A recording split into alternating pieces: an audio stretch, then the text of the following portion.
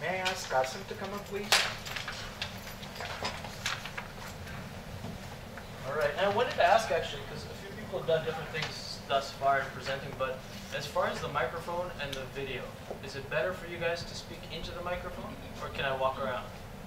You can hear you. I can hear you just fine. I can hear you. But I'm just thinking about recording. I guess you've got. Yeah, It'll be okay. This one will pick it up. Cool. Okay.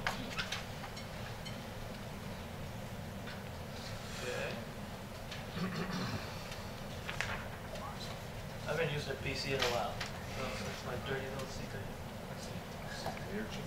Qasim, Virjee. Yeah. Okay. So for starters, my name is Qasim, and I don't know. I'm going to tell you in a few minutes. I hope I don't overrun this. I'm going to try and keep it brief, but basically a little bit about my new company, which I founded last year. I have a history in business going back to when I was 16 years old, and that was in East Africa. I'm Canadian, but I've lived between various cities in the country, and then Kenya for the most part of my life, as well as New York a little bit. And now I call Toronto my home. So GetFilmi is a company that kind of works with that personal history a little bit, and it's kind of fun. So GetFilmi is essentially this. It's a Netflix for Bollywood. I hate these types of comparisons, but they make the kind of gist of the company a little bit more digestible for people unfamiliar with the territory I'm going to go into. So essentially GetFilmi is an online service. It's web-based, but we will roll out apps very soon to get streaming on-demand South Asian cinema onto screens internationally. And that's pretty much the gist. Let's jump in. Now, okay, talking about the industry we're within and the problems that face it, as well as operators in the space, is framed, of course, by talking about a little bit of the history of the South Asian cinematic industry. Particularly, I'm talking about the Hindi film sector based out of Bombay or Mumbai. So there's thousands of films that are released every year in just the northern Indian film industry. Okay, that means that typically the production studios are focused on getting those films into cinemas where they can make their $1 or $4 if you're in a multiplex in India per butt per seat, and they're really focused on that kind of butts and seats model. And that means that high turnover in their own production cycles ignores necessarily putting effort, whether it's money or otherwise marketing efforts, into foreign and indirect kind of audiences. So it's very interesting because over this high turnover over a long period of time, a lot of content has been buried. It's just not getting pushed out to markets outside of South Asia, and at the same time, titles essentially that are, I'll call them classic or a couple of years old, actually are not interesting to the local at-home Indian market, at least in terms of the studio model being concerned, because they are really pushing blockbusters and trying to make that cinematic sale.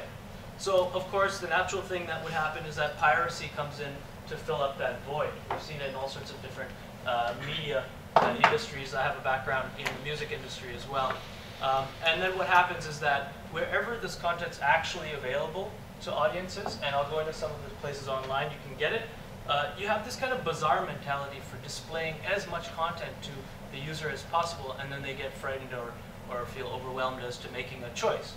No one, if they remember it, really enjoyed shopping at Blockbuster to watch an hour-long movie, because it would take an hour to find.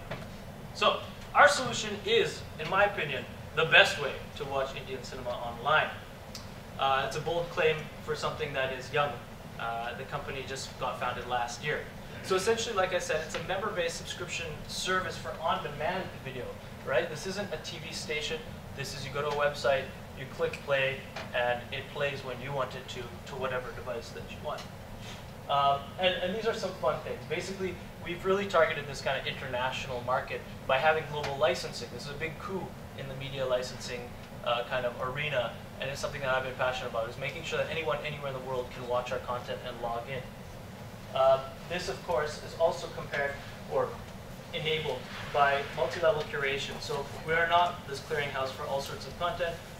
We basically pare down our offering. We're not licensing that bizarre model, and instead trying to come up with interesting stuff that we think that people would like to watch.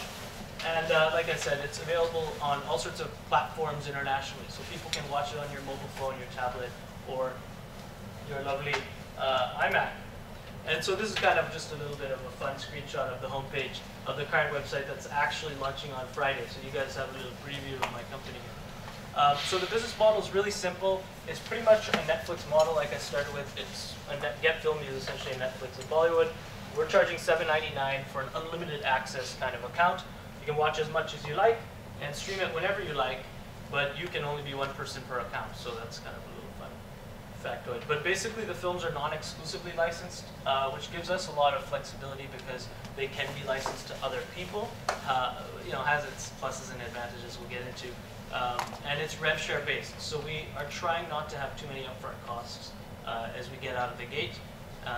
And that will let us essentially build a catalog that's pretty good, pretty quick.